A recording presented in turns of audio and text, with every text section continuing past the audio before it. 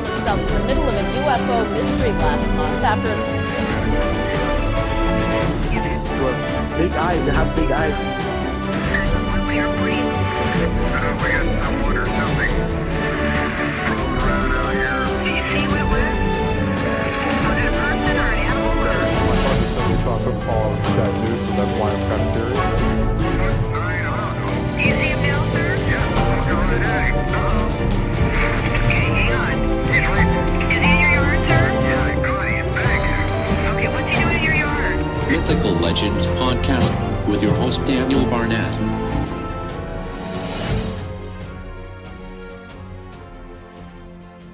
Welcome to the Mythical Legends Podcast. My name is Daniel Barnett and this is our first live podcast, so please enjoy it.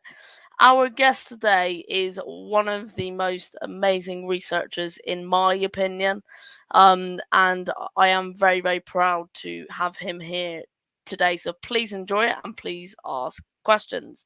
So today our guest is a Bigfoot researcher and an author and producer of the Sierra Sounds, Ron Morehead.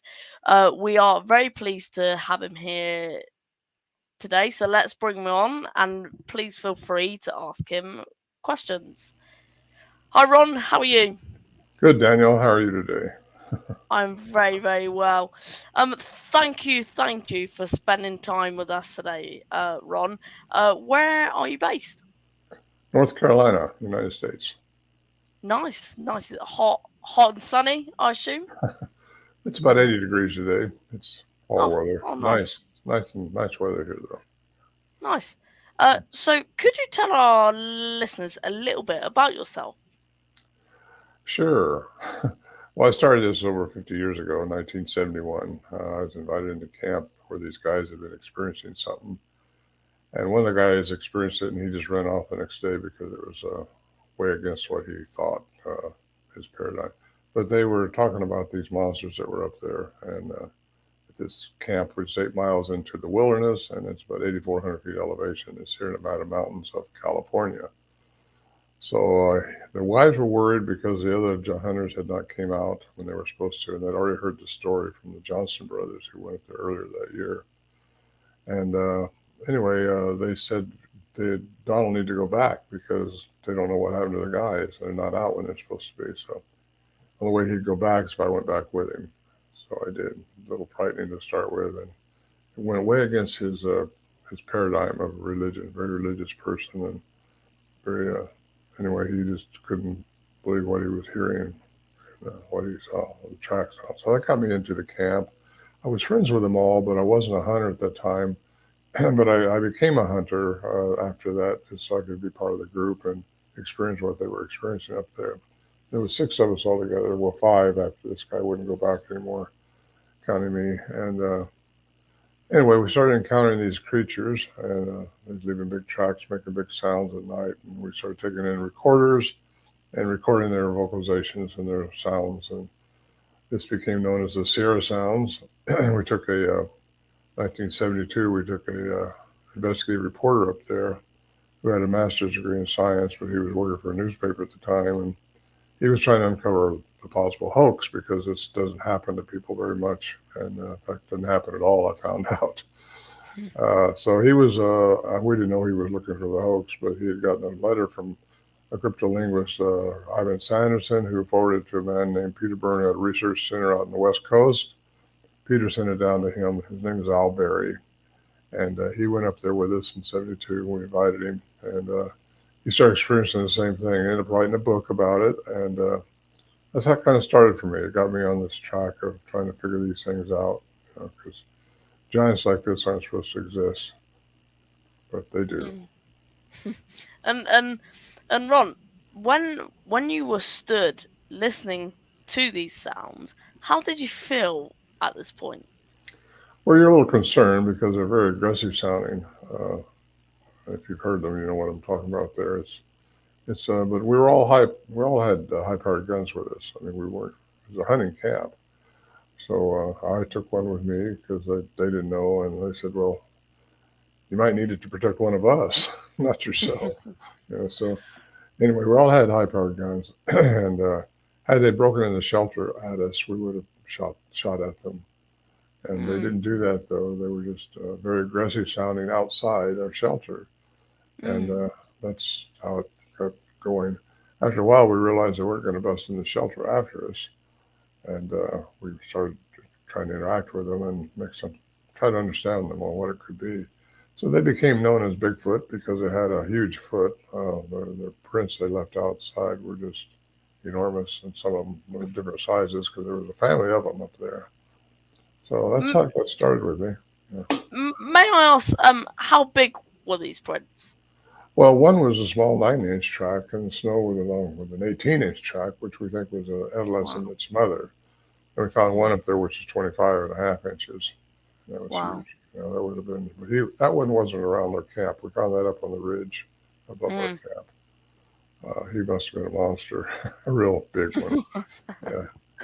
And so what what started your inspiration for this? What got you interested? Was it the Sierra Sounds or was it something different? Well, it's the unknown. I think it's our human conditioning to want to explore the unknown. So we kept exploring it and looking, trying to figure it out, and trying to get to the bottom of what it was because there's some mystical stuff happening to us up there too, which we didn't want to talk about because that throws you out with the baby water there. They just people can't get a hold of it. Just being a Bigfoot, must have the Bigfoot existing, must have strange things going on with them. But I've come in my 50 years now of research to discover, believe that they're a whole lot more than what most people give them credit for. At least the ones we encountered were. We tried to trick them over and over, couldn't trick them. They seemed to stay one step above the music all the time. So it was quite an adventure. It went on for several years and still going on, really. But last time I was up there when I had a real good encounter was 10 years ago. Had Wow. something happen in 2018 when I allowed a filming crew to go up there because they wanted to document the camp and interview me at the camp. And I was in David Paulides. He did a video on it. Missing 411, the hunted missing 411. And I got about 15 minutes in that section, and he depicted a light going by us. It's just one of the strange things that happened up there. This elongated light just come floating by our tent, and the shelter had been taken down then, so we stayed in tents. Mm. And Mm. So if we move on to then my next question is, have you had many more Bigfoot sightings after the Sierra Sounds? you mean at the Sierra camp or away from the Sierra camp? Away or No, any none Bigfoot? away. I've had some interaction away, but no sightings. I had the one sighting there at the Sierra camp, and so did my friend Bill, and so did my daughter. She saw it 3 different times up there. So uh, we know they're around there. They were, Mm, right after we did the filming in 2018, there's a huge fire moved through there. So no one's been up there since then. Well, I shouldn't mm, say that. A forestry ranger has, and he sent me some pictures. And wow. there's still some timber left up there, but it's been kind of stripped of any greenery. A lot of it has anyway. But the area is still there. So Mm, if they are going into caves or something like that, which we never could find, then they could have not got mm, burned. But they would have migrated out with the other animals anyway. mm. Could you tell us about your experiences then? Sure, you got a couple hours. uh, oh, I've been up there as many times as I could go, hoping for interaction or something. It wasn't until 1974 when I started interacting with them, when they started making them sounds while we're outside the shelter. And that's when I started doing I thought I was mimicking their sounds, and they were coming back at me with some type of, the cryptolinguist that studied the sounds from the Navy. He said he thought they were slowing their language down, their rapid chatter to something I could maybe understand. Because I wasn't into quantum physics then, I am now, understanding how really all things work. And I had some reading stuff at the bottom. Yeah. Anyway, thank you, Gordon, for that. Well, I've had a lot of things happen. I mean, from the car door slamming outside the shelter, and it's 8 miles in the wilderness. There's no Wow. cars up there. No. It's lights going around different places, doing different things up there. And one time, I thought we heard a herd of horses coming down from the ridge, and there was no horses up there like that. Nobody Yeah. goes up there. It's pretty remote. Excuse me, very imposing area. And the one time I thought I heard sound like it was daytime, a big humming above us, which we couldn't find the source of, like a huge tuning fork. That's what it sounded like. And then when I was up there in 2011, when I had my last interaction with them, uh, I heard some metallic sounds. And we heard Wow. one time when we was in the shelter, we heard some clicking sounds coming up closer to the shelter. And first thing you know, it was inside the shelter. We had the log door closed, and it was inside the shelter then. Mm. So had to come through the walls of the shelter, but we never could see it. You turn the flashlight on and it just not there. You turn back off and you hear the clicking sound again. So we've all had a lot of experiences up there, and I try to write about those in my book, Voices in the Wilderness. And with these sounds, do you think they use this to communicate? Do you think they have their own language? And I've heard some of your interviews that you've done that you said yes, they do have their own language. What's your opinion on that? Well, it's not very much of an opinion, it's a fact. They do have language. So once we dealt with it, have a language. It's above, below, and inside our human vocal range. We had a Mm. professor of electrical engineering check the sounds out and the tapes that the investigative reporter took to him. And he did a year-long study on it, and he said that they represented an animal 8 foot tall, the little piece that he checked for that, compared to the human vocal mechanism. And the no manipulation in the tapes at all, no, not played backwards, not speeded up, not slowed down, nothing wrong. They were made at the time recording. There was no 60 cycle hum in it, which would have indicated the pre-recording, and there was nothing like that going on. But he's a PhD in electrical engineering, and he attested to that and wrote a paper on it, which was later brought out in a Symposium Anthropology of the Unknown in British Columbia in 1978, I think it was, when that happened. Then later on, we had a cryptolinguist who trained by the military as a Wow. cryptolinguist. Get a hold of him by accident, actually, and he looked me up. He was teaching in Missouri at the time, but he was retired military, the Navy, as a cryptolinguist. He did that as a career, um, and he was trained to detect language, if it was a language, specific codes in it or something like that, and report it. And if there's any manipulation in it, he was trained to check for that. I didn't know a guy like that existed till he looked me up and wanted to come out and talk to me, and Albury too. And so he did, and he asked if he could study them, and we gave them to him. He said, "There's language there." And by the human definition of language, which means morpheme streams of words. Mm. 10 or 12 words that make up a little sentence, like we're talking now. Where other animals, according to Dr. Philip Lieberman at the Brown University, who just passed away last year, he said only humans have the vocal mechanism for language. So that puts it into a ballpark of there's a human component to them, but they do have language. Yeah, and it's really interesting that to think that there are creatures out there that may have de- developed their own language, or as I should say, beings have their own language that we don't know about. It's oh, let's not drop that. It seems that there's a lot in this world that we don't know yet, and it's is that that's what got me interested. Where you have no idea on the paranormal side, and it's just a big door to open, and that's what I love about it. But when I came across your research, I was blown away by it. And to then hear those sounds that are just unknown that I don't know what to think of them. Keeps us looking, don't it? Yeah. Yeah, Yeah. there's the paranormal you talked about, but there's also the woo, all these people that think it's outside the parameters that they've been conditioned for in school, so they don't consider it so much. But we only see within certain parameters. Everything is energy, frequency, and vibration, and that's quantum physics. You have to get outside that box of Newtonian physics. You have to live in it, but you have to think outside of it to understand what we might be dealing with here. These things, I think, have been uh,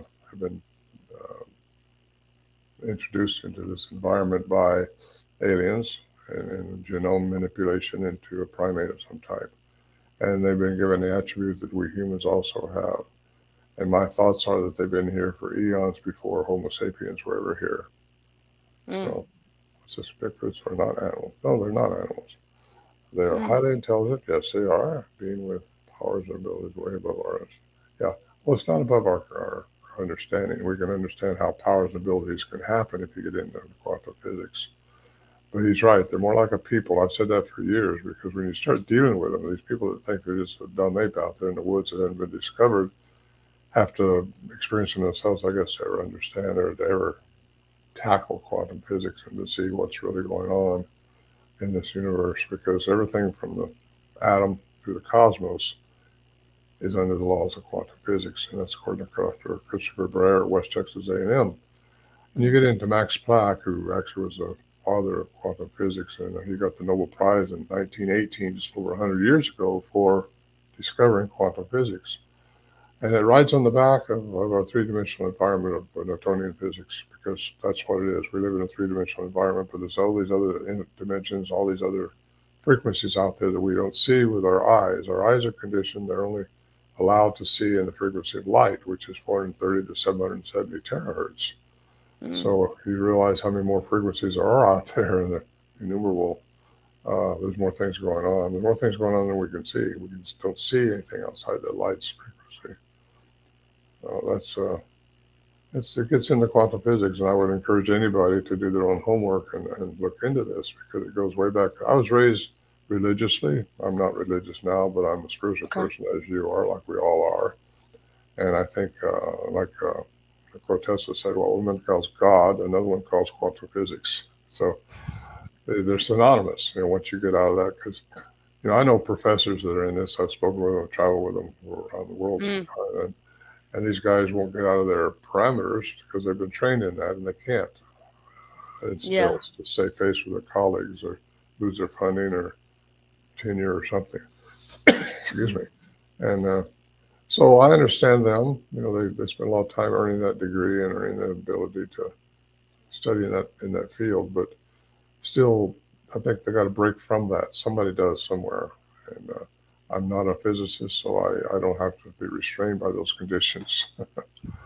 But And I guess I could be called a citizens physicist. that kind of almost answers my next question. Is could you tell us a bit more about quantum physics and your view on it? Yeah, what do you want to know? There's so On much on there you can't get around. You can't get your head around it all. But it's if you just understand that there's somebody tell me how far it is to the end of the universe. There's no end to the end of the universe. How could you describe it, right? So you have to Yeah. understand there's more going on that you can't see. There's things that happen around us right now that you just don't see, not in our Yeah. frequency. And who was it? Dr. Paul Dirac. I had to get into how they disappear, because some people say they saw them disappear. You hear that from different people over the years, different times. You got to wonder. Some of them very, very credible. I mean, most of them were. And what do you do with that? Nothing can just disappear out of our sight. Yes, they can. They can go out of our parameters, our frequency parameters. And Dr. Paul Dirac discovered what they call antimatter in 1933 and got the Nobel Prize for it. Antimatter is the direct exchange between matter and energy. And that means matter and energy are interchangeable. And that also means, should I be reading these questions? Well, how they disappear? They go out of our frequency, out of our light, and Yeah. that's uh, that's how it is, and that's how a lot of things are. Some people can see It's better than others. See energy. You have to be able to see energy to see anything else outside that. yeah, it's such a big universe when you open up to the paranormal side of Bigfoot. And currently, right now, because I am only 14, I've focused on the kind of flesh and blood side of it to try and get my mind on the most logic. Mm. And I'm also autistic as well, so I like to keep my mind on logic. Whether when I do go out with my small team and I go, it just doesn't fit in with logic. It doesn't. So I turn to paranormal and go, oh, it's too much now. It's all way and it, but it's such a big universe. It's a lot to go through, if you know what I mean. Now, well, your method is typical. Most people go out with thinking they have to be in this what we can see, hear, feel. That's Newtonian physics. Newtonian physics is everything you can. It's based on the fact that everything is touchable. Feel, you can feel it, you can hear it, you can. It's got matter. It's measurable, predictable. Quantum physics isn't that way. It's just not measurable. It's unpredictable. So you got to understand that really does exist. It's a real science. It's called modern science, Mm. and it can be flesh and blood, but nothing's just flesh and blood. We have No, cognizance. yeah. We have more going on inside of us as humans than most people realize. We have a lot to do, a lot more to evolve into and understand.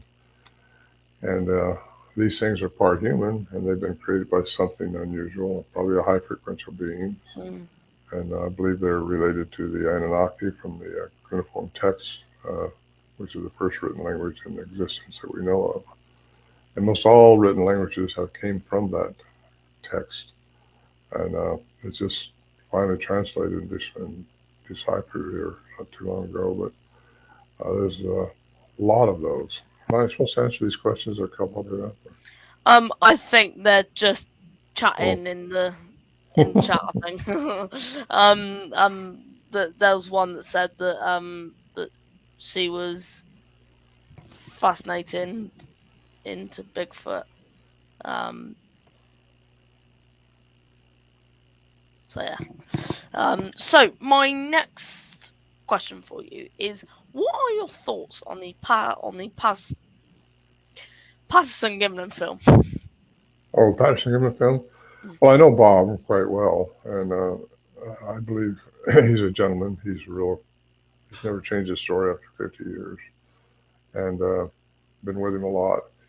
Uh, we'll never know everything about that film because there's been so many people criticizing it. But in 1967, when that film was made, they couldn't do the things that we can do nowadays.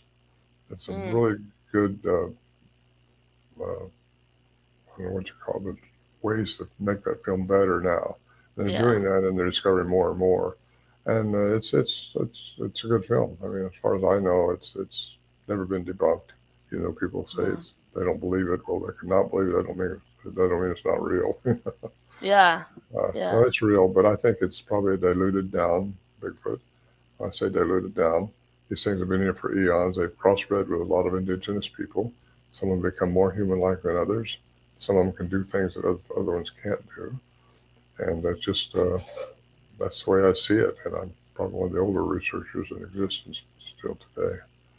Mm. And I don't know if you know Dr. Jeffrey Meldrum, but I think he said about the Patterson Gimlin film and how it is real, and he's more on the scientist side, and it's like you have two sides to what people think Bigfoot is, Mm. and it's really really interesting to know both sides, and to kind of involve myself in both sides to get your side to get scientist side, and it's a really, really amazing topic to kind of discuss, I think. Well, you don't have to be two different sides. I try to get that's what I try to do in my book.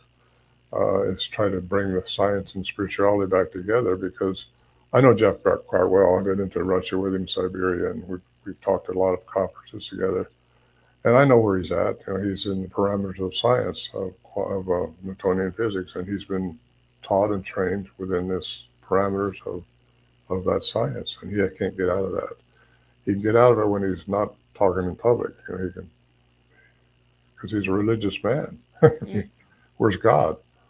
Yeah, You know, it's you got to ask that question and see if people think these things can just be nothing more than an ape in the woods. However, uh, mm, I know other physicists too and scientists who claim they have to be flesh and blood, but that's because they're looking at it from the Gigantopithecus, which they think may not have went extinct, and they think it's a remnant from that. It crossed the land bridge 12,000 years ago or so, and that's the way it goes with them. But these things have been here a lot longer, and they don't know for sure if the Gigantopithecus stood upright or not. They have some yeah, jawbones and some teeth, so they don't know that for sure. But it was if it had stood upright, it'd been 10 to 12 foot tall. And so that's where they go with their science because that's hard evidence, but they'll never get mm, hard evidence on something that's in the paranormal field. They yeah, don't even look and for it and won't entertain it. to add to that is my big question is why haven't we found any bones of this creature? Oh, that's a simple one. You sure you want to ask that? Well, Earth cleans itself up. Animals clean up that stuff. I've seen that happen more times than a lot of people. I went into the woods one time up there going heading to camp, and I seen this freshly killed deer that had just been eaten on. I've seen these fresh bear tracks skidding away from it. I've seen this Mm, big brush pile over next to it. And I thought, this is where I should skid out and get away from here because I messed up his lunch. Well, I went back a few weeks later, and there was some bones there still. Back a year later, and there were still remnants scattered here and there. All there. Then you would never know it was there now. Anything that ever happened there. It cleans up itself, and if you're looking for mm, the bones of something, that could be true. I had a bear walk on my ranch one time, an mm, injured bear, and he died on my ranch. And I called the whoever it was supposed to pick up stuff like that, and they wouldn't come out. And so I just leave it alone. Well, I was going to leave it alone anyway because right in the middle of a bunch of poison oak.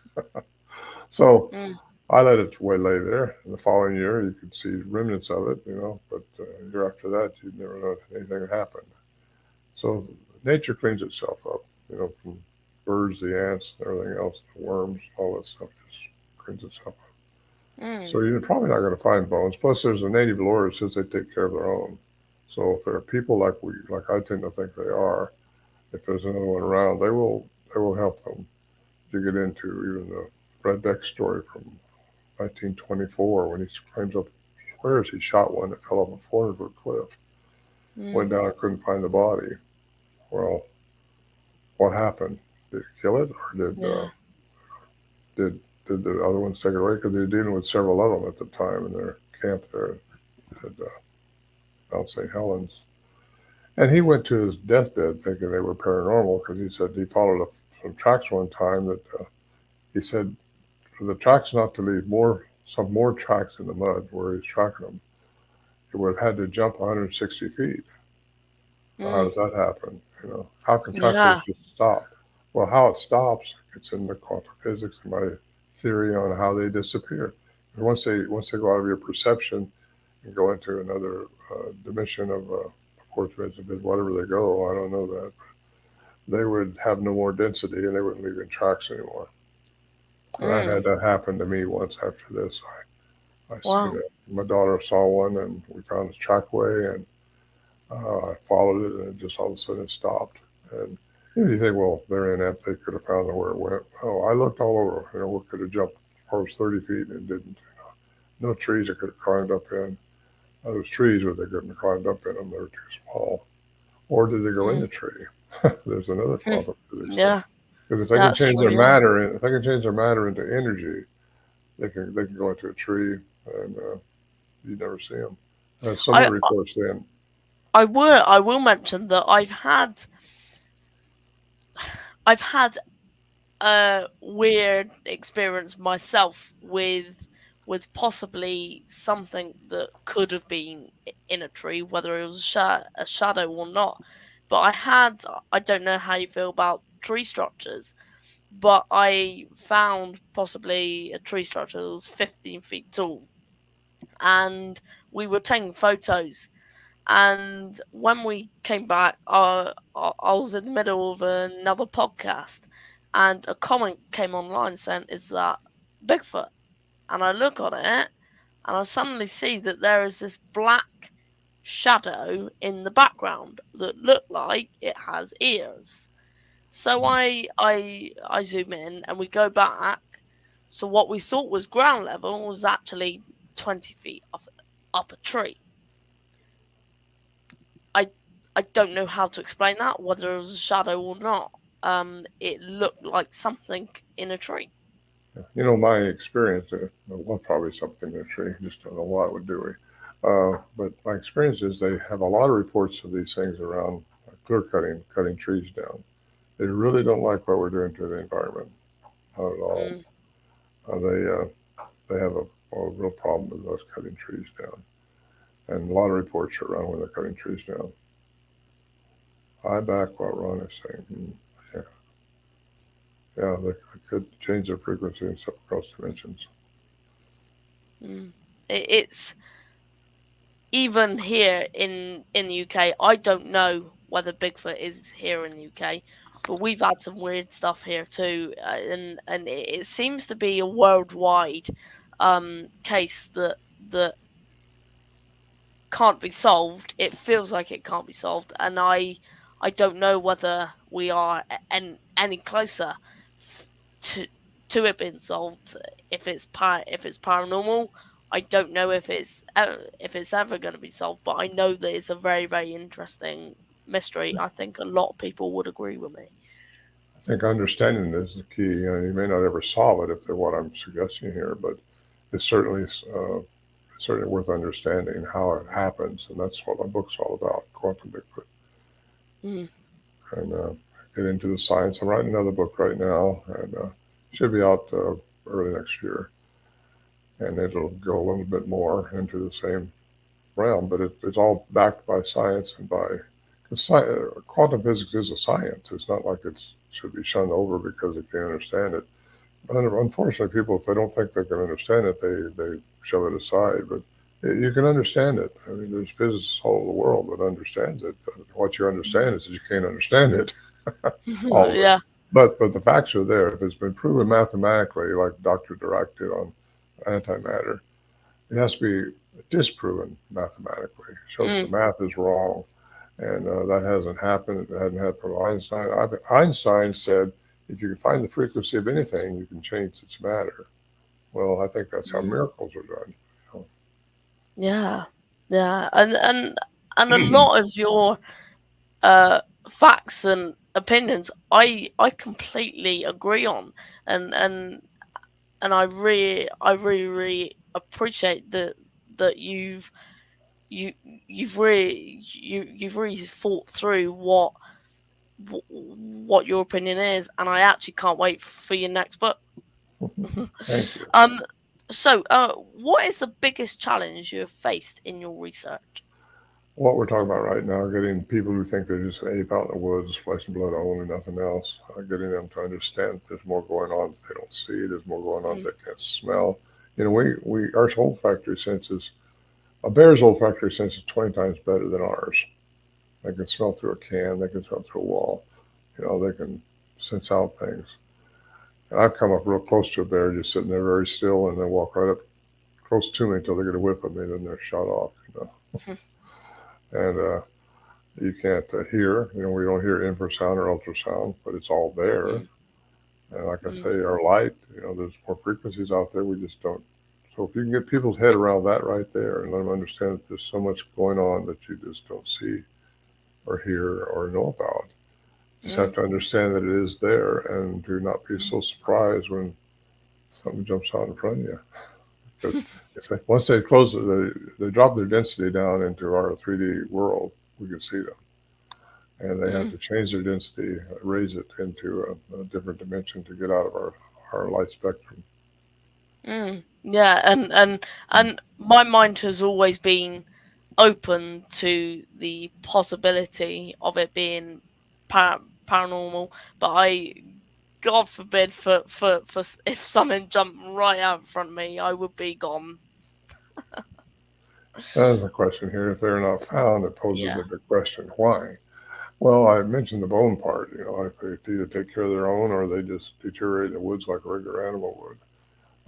Also, I think if they are what I consider them to be, they're not supposed to interfere with our karma. What we're see, this whole life that we're in here is an experiment. We get experiences in it, and we're supposed to respond to those experiences. And if you don't respond properly, your frequency is going to go down. Respond positively. If you respond positively with love and compassion, your frequency is going to rise. We have to rise our frequency to get out of this three-dimensional environment we're in.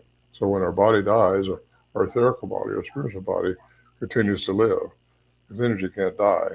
That's a fact, quantum fact. Uh, just saying. Because they're not going to interfere with us like UFOs don't interfere with what we're supposed to. We're supposed to make decisions, and decisions are based on our experiences. We all have our challenges. If you can respond to everything with love and compassion, don't get pissed off at somebody else because they've done something wrong. You're gonna be a better person, and you're not gonna be sick much anymore. You're gonna be happy. You're gonna raise your frequency, and you're gonna be better off when you do pass out of this body. Just Mm. saying. There was a comment underneath I completely agree with. Mhm. Yeah, that's a nice No. comment.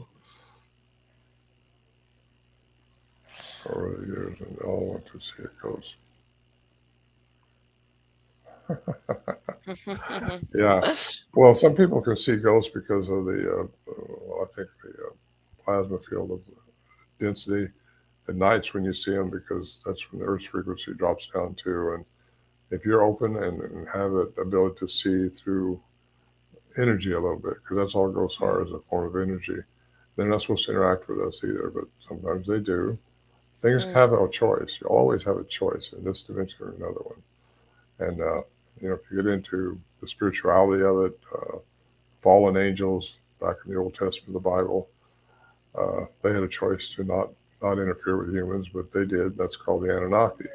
The Anunnaki created the written language, the cuneiform text. Uh, Mm. so they interfered. They started giving advanced knowledge to human beings. And I got some You hear the voices going on in my background?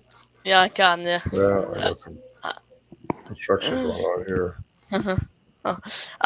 So, do you believe UK One moment, and I'll stop that stuff. That's right. That's right.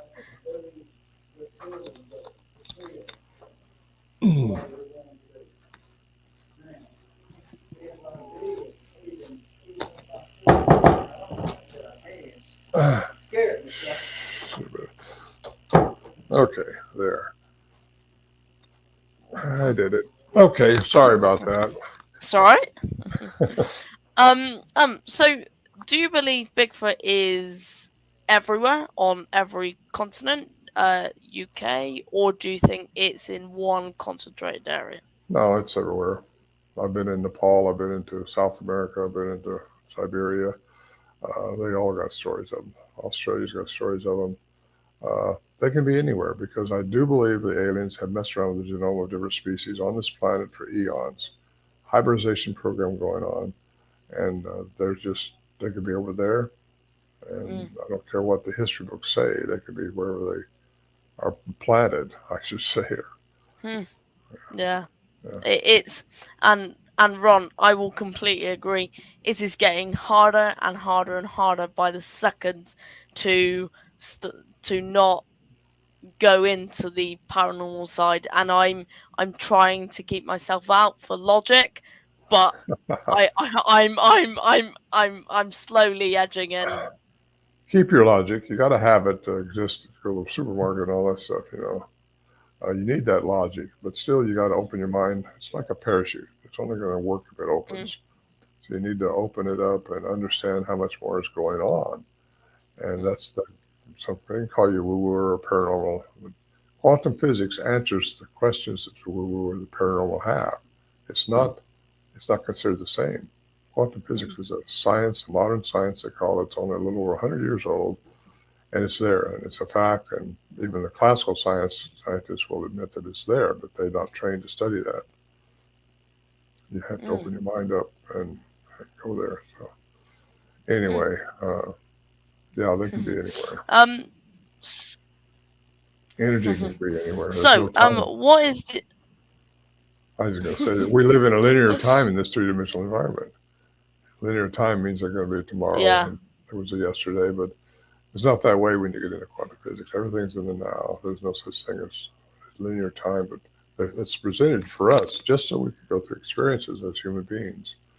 Responding to those experiences is what's important for us as humanoids on this planet. Mm, If you don't respond to them properly, if you just pass away without responding to them properly, chances are you're gonna have to go somewhere else or come back here as another person.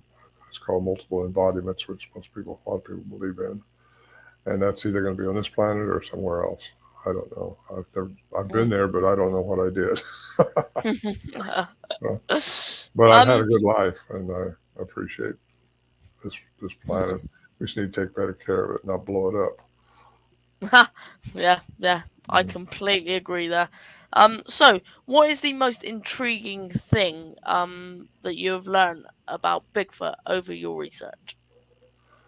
Well, I'm not sure I've learned very much. I've just learned more than most people because I've opened my mind up to another science which is out there. And I've been here doing this longer than most. I've been doing it Mm, over 50 years. I was 29 when it started with me in 1971. I'm in my 80s now, and I keep learning every day. I have a saying that says, "When you're green, you grow. When you're ripe, you rot." So we just got to stay green and keep trying to grow and learn more. And that's what I do. I try to learn mm. more all the time. And And I agree that you've learned a good amount, Ron. well, I think I have, but then what do you really know? Mm. Everything projected out of your pineal gland all the way through your body. No, I'm a big component of meditation, and uh, your pineal gland. It's in. You read my book. It's inside your head, and I think it's receptors. The third eye, the eye Horus. Uh, it's just a receiver in your head. If you keep that open, keep it decalcified with proper diet, it feeds into your heart. Your heart is your mind. It's really your heart and your brain have to be in coherence. They have to be in sequence, and that's what you do with meditations. You get those things balanced right. You can receive. So when you get this gut feeling in your side of you, you should go by that because that's telling you the right thing. The problem we all have is our brain, outside brain's been conditioned to believe this way or that way, this religion or that religion or something else. And when you're conditioned like that, it's hard to break out of that with your brain's only going to process what it's going to learn, what it's been taught. But if you can learn to be guided by your heart's gut feeling, you're going to be better off. There's times Mm. when you might make a lot more money if you go over here on the right, but your heart says go over here to the left for this old lady's hurting. Well, you should do that Mm. because it's going to help you. It's going to be better for everything, for you, for her, for everything. Right thing to do. Do you Hmm. think infrasound is part of the natural? Infrasound could be more part of the natural events. I think I've been hit by it up there. Yes, other animals do use it. Uh, I'm answering that question that was there. I've walked out a time or two up there and got frozen in my tracks by something. And one of these creatures we know the one of the creatures were out there because we heard it mouthing off. This is in the 70s, so Warren Johnson and I ran out of the shelter right quick. At that time, we weren't afraid of them. No, we knew they weren't going to eat us or carry us away or anything like that. So we get kind of bold. We wanted to see one. The bright moonlit night, so we stepped out of the shelter and started walking up towards this tree, thinking it's going to run away. Well, don't run. It didn't run at all. Nothing came out, except all of a sudden we both hit a wall, an invisible wall. We didn't know what. He looked at me and said, "I can't go anymore." And I said, "I can't either." So we turned around, and went backward, and that worked. You know, as we got back in, it started mouthing off again. So I think it was playing with us, but it certainly stopped us. That happened to me a couple times up there. It's just uncanny feeling. If you don't have control to go forward, it's like Star Trek's invisible wall. So it could have been um, infrasound. I brought that up to a scientist. He said it was infrasound or pheromones.